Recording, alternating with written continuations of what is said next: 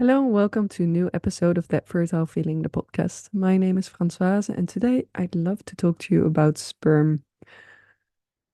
Actually, quite interesting that this is, I think, episode 90, and I've never really discussed the male side of fertility here before. I think I've done one interview with a man about his experience with infertility, but never really about this male component to fertility.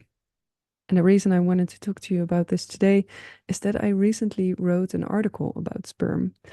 And the starting point for that article is that there are these studies that show that the average sperm concentrations have really gone down by more than 50% over the last 3 decades. Maybe you've read about this in the news or you've heard about this, because there's this sort of larger story that's then presented that if this trend continues, then everyone will likely need assisted reproductive technology by 2045, because we still see a decrease in these sperm concentrations. I think it's like 2.5% every year. So that's big, right? Sperm concentrations, sperm counts are going down. But that latter point, that this necessarily will lead to, fertility challenges, that's a bit controversial, because there's also a lot of doctors that are quick to point out that there's more to fertility than just sperm quality. And usually the first thing they say is women shouldn't wait too long before they try to get pregnant. It's so nice that, they shift the focus straight back to the woman. But this is what I ended up writing my article about. So we see that there's a decrease in sperm concentrations worldwide. So what does that mean for fertility? And in the process of writing that article, I really came across some crucial information that I wanted to share here with you today. And I promise you, this will completely change how you look at fertility. And it also makes me feel a bit bad that I've waited 90 episodes before I discuss this with you, because so much of this podcast is about, how you can work through that fertility journey in a way that, that you really support yourself. And it turns out there's something, if you are in a relationship with a male partner, there's something that your partner can also or could also be doing for you. So that's really what we're going to focus on today. But before we dive into the episode, I wanted to mention that I'm doing a giveaway this month for those of you who leave me a podcast review. So you can either give me 5 stars on Spotify or write me a review on Apple Podcast. And then if you screenshot that and send it to me on my email, francoise@thatfertilefeeling.com, or you can also DM me on Instagram at thatfertilefeeling. I'm giving away one free private coaching session. So you can send in your screenshot before the end of June 2024, and I will make sure to do like some sort of anonymous announcement on my social media. I will let you know personally, of course, if you've won that session. But I won't reveal your name to the world, but I will, make sure that you know that someone has won. Yeah, so that's the giveaway. Let's get back to sperm. Why should we discuss sperm at all? Now, when it comes to fertility, and I just mentioned that there's a lot of focus on what women can and should be doing to improve their fertility, that we shouldn't, put off having kids for too long because your egg quality decreases over time, which is true, of course, but it's not the whole story. What I see in a lot of my clients is that they become really fixated on their age and on the quality of their eggs because of this message that's continuously being put out there. And that means that they completely lose sight of the other part of the equation, which is the sperm. In part, that's problematic because we know that sperm quality plays an important role in fertility as well.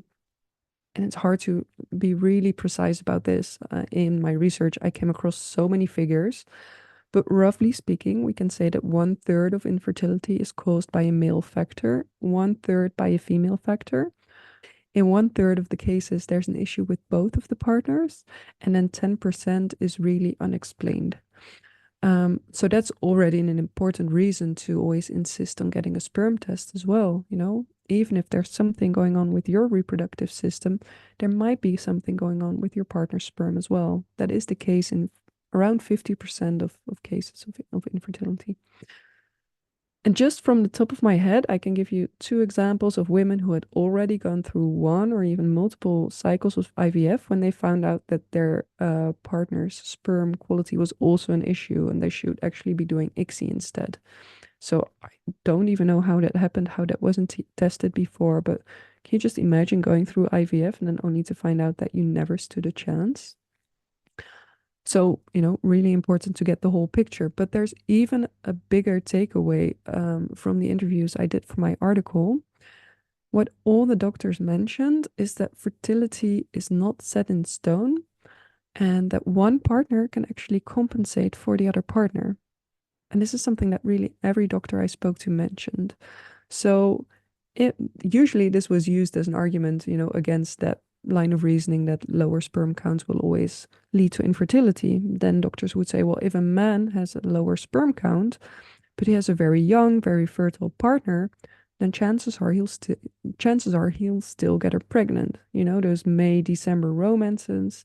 It's not really surprising if they end up in a healthy pregnancy because there's that compensation going on. Here is the game changer. This also works the other way around. So if you have low quality eggs, but your partner has high quality sperm, that also increases your chances of getting pregnant. So let me repeat that. If you have low quality eggs, but your partner has high quality sperm, that reverses sort of that influence of those lower quality eggs on your fertility. Mind blown, right? I had multiple fertility doctors mention this during my interview. And all I could think of was, why is this not communicated much more clearly? Because I see women jump through all kinds of hoops to improve their chances of getting pregnant, thinking that it's their problem to solve. And now it turns out there's actually something that your partner could be doing as well. Regardless of the results of their sperm analysis, even if they have good sperm, they could always aim for better sperm. Um, yeah, so there's really something tangible that they can be doing to support you on this journey. And that is to make sure that they invest in lifestyle changes that will improve the quality of their sperm. And it makes total sense, right? Because getting pregnant is really something that you do together. Sperm is 50% of the equation. So it's really about working as partners to optimize your fertility and not just taking all of that weight on your own shoulders, but really seeing this as something like a joint endeavor. So, what is good quality sperm? Before we dive into those lifestyle changes that I was talking about, things your partner could be doing to improve the quality of their sperm, we need to know what sperm quality is, right? Also, so that you and your partner understand what to be looking out for when you get or when they get their lab results. And usually, doctors will test for three things: concentration, motility, and morphology. Concentration is basically how many millions of sperm cells there are per milliliter. They can just put that under the microscope and count. Motility looks at how they swim. Do they swim forwards? Are they just stationary? Are they swimming around in tiny circles? That's important because if they're swimming around in circles, they'll never be able to reach the egg, right? So you want to have sperm cells that actually move and that they move in the right direction. And then morphology, it's about their shape. So do they have a normal head? Do they have a normal body? Do they have just one tail and not two or three? I have some nice images that were published with my article that I can share on my social media. Um, when it comes to sperm concentration, as I mentioned at the start of this podcast, sperm concentrations have really gone down over the last 30 years. So in 1973, man had an average of 101 million sperm cells per milliliter. In 2018, it was an average of 49 million sperm cells. So that's really like a 50% decrease from that 101 million to 49 million sperm cells. Now, the WHO, the World Health Organization, maintains 15 million sperm cells as a cutoff point for a healthy sperm concentration. And then, depending on the type of fertility treatment that you're going for, they might have some different ranges. But talking about those 15 million sperm cells as sort of the healthy sperm concentration, there's also research out there that shows that the time it takes for couples to conceive already becomes longer when sperm concentrations drop under 40 million. So if your partner's sperm concentration is somewhere between that 15 million and 40 million cells per milliliter, it doesn't mean that they're infertile, but it might take you longer to get pregnant. So as I said, this is where your partner can already do a lot of work. If they're in that 15 to 40 million range, or even if they're under that 15 million cutoff point, there's definitely things they need to be doing to improve their sperm quality. But if they're in that 15 to 40 million range, then it still makes sense for them to work on getting their sperm concentration up. Then when it comes to motility and morphology, so, if they move those sperm cells and their shape, there's not so much comparative research into changes over time. This is a lot harder to study. It's a lot more subjective also, or different labs might have different ways of measuring this. So what I can give you are some of the averages again, so you can compare your partner's sperm analysis with that and see if there's room for improvement. And generally, higher is just better. So for motility, if the sperm cells are moving, there's the 40% threshold that's generally applied, but that's really the threshold. So higher is better here. Maybe aim to get to 50% motility rather than at 40. Then there's morphology. So if they're normally shaped, a normal range is between 4 and 14%. This already goes to show, right, that the majority of sperm cells are abnormally shaped. So between 4 and 14% of normally shaped cells, that's what's considered the normal range. But again, you'd rather see 14% than 4 or 6 or 8. I just listened to a podcast interview with a fertility doctor who also said like 14 would be a good average. And in my clinic, I usually see 6 to 8%. So here's something to look at in those sperm results as well and see if there's room for improvement. Now, there's one final aspect to sperm quality that's probably the most important one, and at the same time, something that isn't usually tested, and that is DNA fragmentation. When DNA fragmentation occurs, the DNA of the sperm cells is damaged, and so it becomes much more difficult for that sperm cell to form a healthy embryo. And I say more difficult and not impossible because the doctors I talked to also mentioned that the embryo is able to repair some DNA damage itself, while it's dividing. So it's not as black and white as saying that DNA fragmentation always prevents a pregnancy from happening. But if there's a lot of damage to the cells, it will be really, really hard for that cell to turn into a healthy embryo. Studies show that higher levels of DNA fragmentation, they correlate with recurrent pregnancy loss, with lower blastocyte formation rates from IVF, and also with more genetic defects in the embryos. So that's important information, right? That DNA damage in the sperm cells, it prevents healthy embryos from forming. That's why you see recurrent pregnancy loss being higher, why blastocytes are not forming as they should, and why there are genetic defects in the embryos. And this is also something we don't talk about. Maybe if you are experiencing recurrent miscarriages, that might actually be because of the quality of your partner's sperm. And again, the best way for them to support you on your journey is for them to invest in improving their sperm quality. Especially because this is something that's not usually tested. That for me, that's what also blew my mind when I was interviewing these doctors for my article. At least in the Netherlands, it's not common for doctors to do these DNA fragmentation tests when there are fertility issues. And when I asked why, the answer that I got was that it doesn't really affect the treatment. So the doctors mentioned, well, we can keep on searching for the cause of why the pregnancy isn't happening, but in the end, the treatment will be the same. The woman will end up doing IVF or ICSI. So we really don't need to know if DNA fragmentation is to blame or not. She will end up doing IVF or ICSI all the same. She will end up carrying a healthy pregnancy or miscarrying. It's not something that we can prevent. It's not something that we can change. And I thought, okay, mind blown again, but in a negative way, especially because DNA fragmentation is something that can be improved with lifestyle changes. If men knew about this, if they knew that there was something, even though they had normal test results and all of these other dimensions, but they knew there was DNA damage to their cells, there are things they could be doing to improve that. They need that information, right? Couples need that information to improve their fertility. So, getting on my high horse here, but yeah, it just, while I was writing that article, it just became clearer and clearer to me that we're putting so much of this.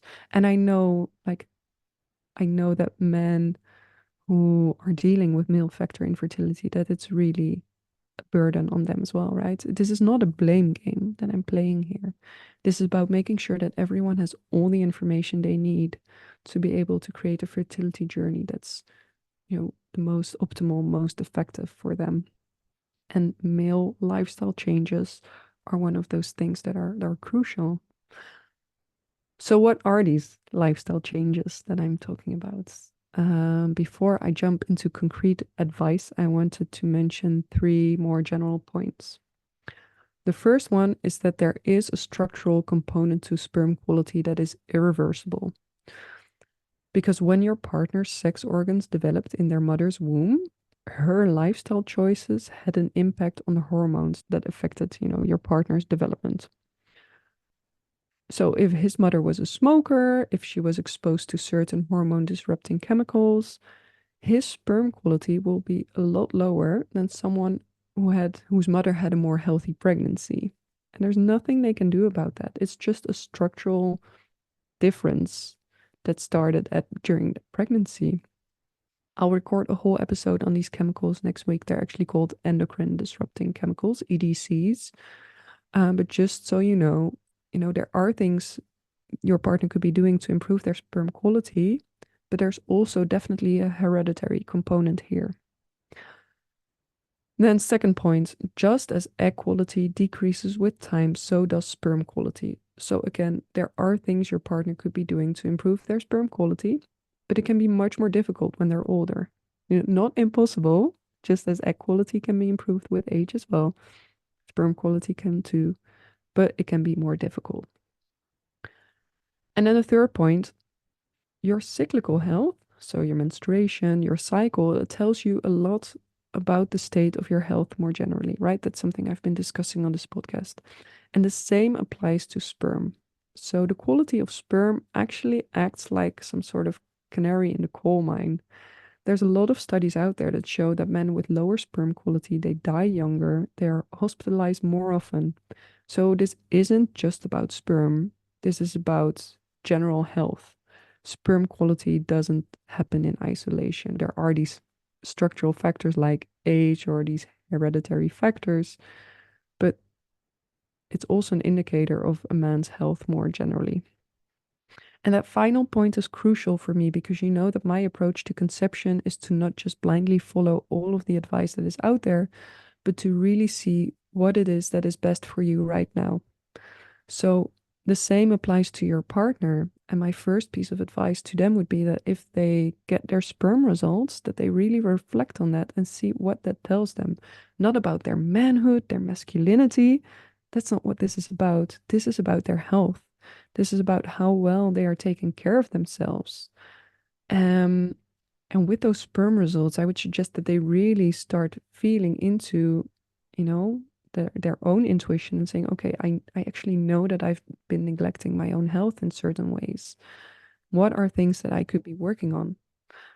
There are some general rules of thumb, of course. So you can eat just it's the same as for women, right? Eat a healthy Mediterranean diet, quit smoking, quit drinking, quit doing drugs, make sure you get regular exercise, take basic supplements like vitamin D, fish oil, vitamin C, reduce your stress levels. And then this one is for men, specifically reduce your exposure to heat. That is an important one because heat has an effect on that sperm development. So you want to have cool balls. I think that's actually um I just heard that there's some sort of underwear out there that actually cools your balls. I think it's called cool balls.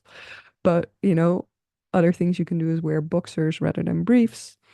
Cycling is a thing because with cycling, your balls or a man's testicles, they are pressed into the body. That increases the temperature. That's why boxers are better than briefs as well. And then when they cycle, they usually wear these spandex shorts as well. So maybe go running in normal cotton shorts rather than cycling in spandex shorts for a while. Avoid hot tubs, saunas, hot yoga. I even came across an example of someone who told their client to put ice packs or take ice packs with them on their job because they were working in an environment with high temperatures. So there are that's one thing specifically for men is to really reduce their exposure to heat. But otherwise, I would really suggest that they take those sperm results and see maybe they're already, quite well, but I'm not taking such good care of myself. So I know now that I can even increase my rates or improve my rates, and it will help my wife or my partner as well. Or maybe, the results aren't so good and they see like, okay, I need to start working on this. And if that doesn't work, then maybe uh, that's really painful. And then there's those structural components that they don't have any control over. In any case, it will take between 3 and 6 months to see an improvement, especially when it comes to motility and morphology. So this is not like a quick fix. Just as for women, it takes a couple of months for the body to really prepare for pregnancy and create that optimal state. So yeah, a lot of information on sperm today. I hope this was useful, and I want to reiterate that I don't want to start some sort of blame game here between you and your partner. Instead, this is much more of a call for action to really see your fertility journey as something that you do in partnership, that you both have that equal responsibility for your joint fertility. Regardless of whose test results came in better or worse, you have that opportunity to offset each other here, to compensate for the other. So that's the amazing thing of a partnership, right? Together, you can improve your chances of conceiving and preventing pregnancy loss. So yeah, I really enjoyed preparing this podcast for you. Like I said, I've done a ton of research over the last couple of months, so it was really good for myself to read up on this as well. Very informative. It will definitely also change the way I work with my clients, discussing the role of partnership in fertility as well. If you have any questions or comments, maybe about this episode or maybe something you'd like to see on the podcast, you can always email me at francoise@thatfertilefeeling.com. Send me a DM on Instagram at thatfertilefeeling. I always love to hear from you. I always get back to you. Don't forget to leave that review and send me your screenshot so you can win a private coaching session. It would be great to work with you. And hope to see you back next week. Bye bye.